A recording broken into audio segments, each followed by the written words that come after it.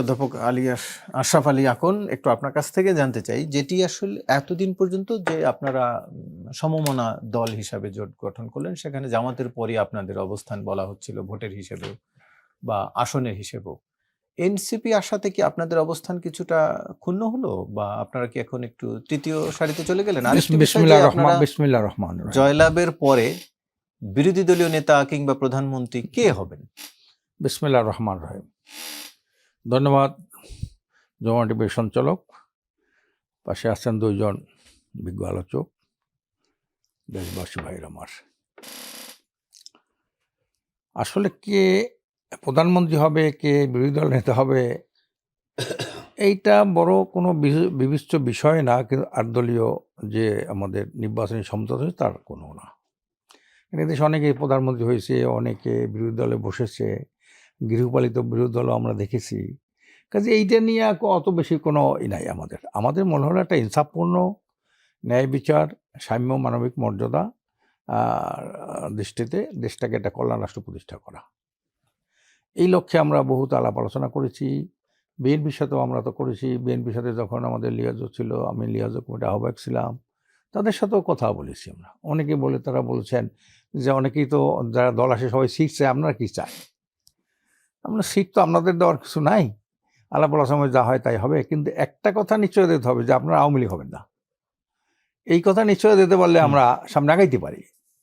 কিন্তু তার পরবর্তী পর্যায়ে যা দেখলাম, বিভিন্ন জায়গায় যে হইল, নিজে মারা যায়, লোকজন করে, প্রার্থী মনোনয়ন দিল জনাব তারেক জিয়া সাহেব, সেখানে গুলি করে তার উপরে, তার বডিগার্ডকে গুলি করে মেরে ফেলায়, নানান ঝামেলা। এটা তো তার বললাম যে এইগুলা কী করেন আপনারা? এইগুলা তারপরে 5-6 হাজার লোকদেরকে তারা বহিষ্কার করলো বিএনপি। তো 5-6 হাজার লোককে বহিষ্কার করে, মানে তারা তো এই কারণ ঘটিয়েছে দেখি তো বহিষ্কার করে, আবার ইসের কারণে থানায় ধরে নেয়, থানা থেকে বের করে আনে, নানান ঝামেলা তো। তারপরে অন্য থানার লোক যাইতেছে গাড়ি নিয়ে, সেইটা উদ্ধার করার জন্য, সেখানেও তারা বাধা দেয়।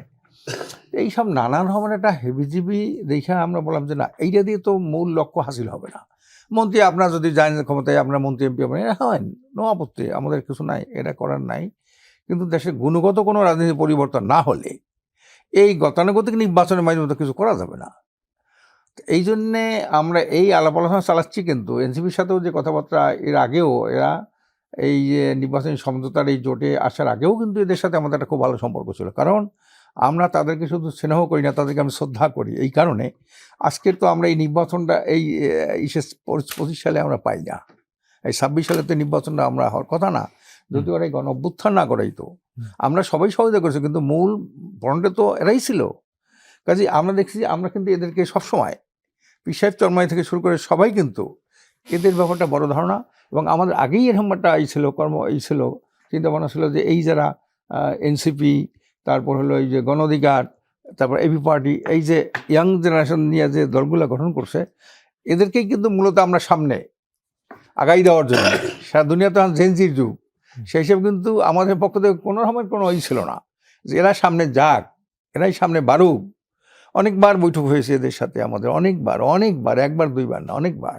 এবং এরাও আমাদেরকে পীর সাহেবকে অত্যন্ত সম্মান শ্রদ্ধা করে। তারপর আর বিভিন্ন দিকে অনেক চোখ কান খোলা, এরা বিভিন্ন দিকে তারা যোগাযোগ করেছে। তো ওদের আসতে একটু লেট হয়েছে, আরও আগে আসার কথা ছিল, তো আসলে ওদের আমাদের ক্ষুণ্ণ হবে কেন?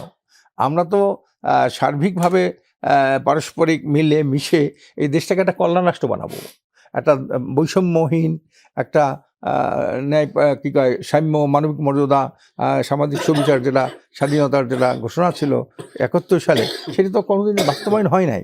তো আমরা এই সবাই মিলে, ওদের যেমন প্রতিভা আছে, অদম্য সাহস আছে, ত্যাগ আছে, কোরবানি আছে, মুরব্বীদের অনেক পরামর্শ আছে, সব কিছু মিলে আমরা দেশটাকে একটি দুর্নীতি, দুঃশাসন, সন্ত্রাস, মাদক মুক্ত একটা সুখী সমৃদ্ধ কল্যাণ রাষ্ট্র প্রতিষ্ঠা করতে চাই। এই লক্ষ্যে মনে করি যে এনসিপি থেকে শুরু করে আরও যারা দল আছে, তাদের তারা ভূমিকা রাখতে পারবেন বিধায় আমরা তাদেরকে আহ্বান জানাইছি। এই জন্যে ওরা আসলে আমাদের ক্ষুণ্ণ হবে কেন? ওরা তো এখন এক হয়ে গেলাম, একটা লক্ষ্যেই তো আমরা একসাথে হয়েছি। তো ওদেরকে তো আমাদের কিছু সুযোগ ছাড় দিতেই হবে, যেহেতু লেট হয়ে গেলে হয়তো আরও আগে আসলে আরও বেশি আমরা দিতে পারতাম, এখন তো অনেক পরে আসছে। তো তারপরে আমরা সর্বাত্মক চেষ্টা করব, জামাত থেকে শুরু করে ইসলাম আন্দোলনের নেতৃবৃন্দ আরও যারা আছে ওদের ব্যাপারে সর্বাত্মক ছাড় দেওয়ার পক্ষে।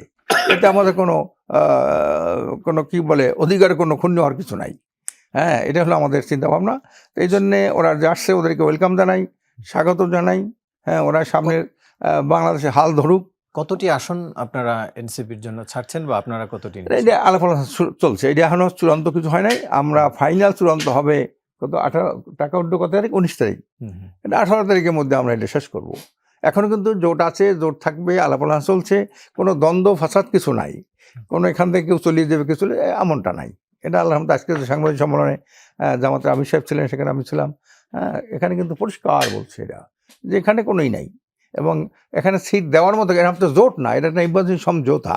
কে হতে পারবে, এক নম্বর আমাদের মূলনীতি হলো কে জোটের প্রার্থী কি একজন হবে একটা নির্বাচনী আসনে নাকি একজন হবে? হ্যাঁ, একজন হবে। সেই জন্য কে হতে পারবে, জিততে পারবে কে, এইটা কিন্তু এক নম্বরে আমাদের আমরা ইসে নিছি যে এটা আপনার চিন্তা ভাবনা করে আমরা প্রার্থী দেবো। কে ওই দলের নেতাকে, এই দলের নেতাকে, কেন্দ্রীয় নেতাকে এইটা আমরা দেখবো না, যে হতে পারবে তাকেই আমরা ওখানে প্রার্থী করব, সম্মিলিতভাবে যে জয়লাভ করতে হবে তাকেই আমরা দেব। এই চিন্তা করে আমরা কিন্তু এই নির্বাচনী সমঝোতামূলক আসছে। তো কর্নেল অলি আহমদ সাহেব এসেছিলেন, উনি জয়েন করছেন। জি জি। কাজে আল্লাহ অসীম রহমত মেহেরবানিতে আমরা মনে করি তারুণ্যের যে অহংকার, তারুণ্যের অহংকার না, দেশের অহংকার, গর্ব, কাজেই ওদের আশাটা আমরা ইতিবাচক হিসেবে সর্বাত্মক করে না, আমরা ইতিবাচক হিসেবে দেখছেন।